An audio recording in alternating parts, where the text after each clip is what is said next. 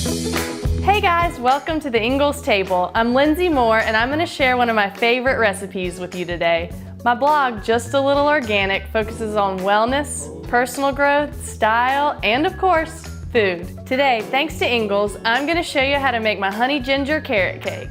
Hey guys, we just got back from Ingles and we're about to make my honey ginger carrot cake. It's really good. So we're gonna start out with our dry ingredients. We have self-rising flour and baking soda, a little bit of salt, sugar,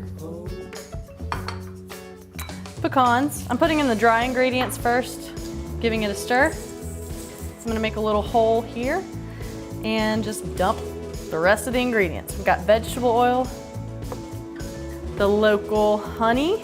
I use this in another recipe on inglestable.com. I was talking about a friend that has bees, and this is where we get their honey.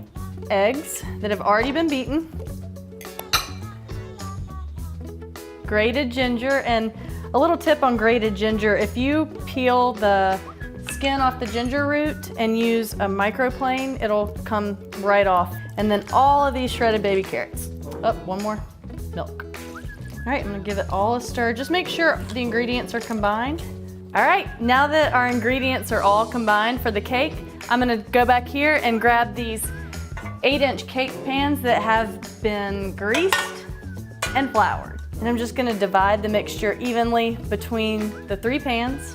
Just eyeball it. If you have too much in one, you can get a spoon and dump it to another one. And just take your spatula from the middle and then make circles to spread the cake out. All right, last one. Okay, so now that everything's in the pan, we're gonna pop these guys in a 350-degree oven for about 22 minutes, and we're gonna get to making the icing. All right, it's time to make the icing. So I'm gonna put all of the ingredients except for the milk and confectioner sugar into a stand mixer. You can also use a hand mixer.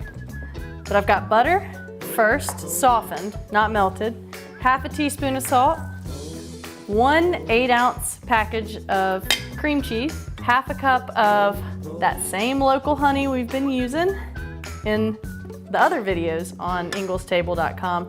If you want exact measurements, go to the list underneath the video player. All right, we're gonna beat this. We're gonna whip it. So we're gonna start off slow and then as fast as it'll go. All right, now that the first part of the icing is nice and whipped, I turned it down to all the way to the lowest setting because I don't want all this powdered sugar to go everywhere. So we're just gonna add the powdered sugar, about a cup at a time, half a cup, and just a splash of milk each time. You may have to turn it up a little bit. All right, this icing looks awesome. All right, now it's time to ice our cake. And we still have our cake that we made together in the oven, but for time purposes, we've already gone ahead and made one, and we're gonna use that cake for the icing. There are all different kinds of ways to ice a cake. I like to dump a little bit in the middle and spread outward.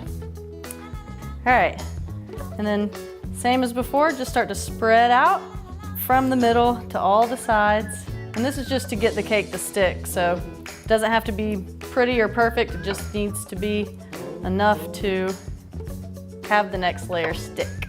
I'm gonna add the second layer and place it on top. And then I'll spread from the middle once again. All right, last layer. And then we'll finish icing the cake, putting more on top and down the sides.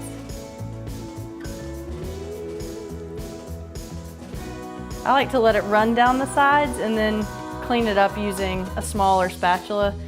Okay, that's a wrap. Everything's iced and it's time to dig in. But that's all the time we have for today, and I want to thank you so much for joining me here at the Ingles table. Remember, you can find more recipes, videos, tips, and tricks at inglestable.com. Until next time, I'll see you online.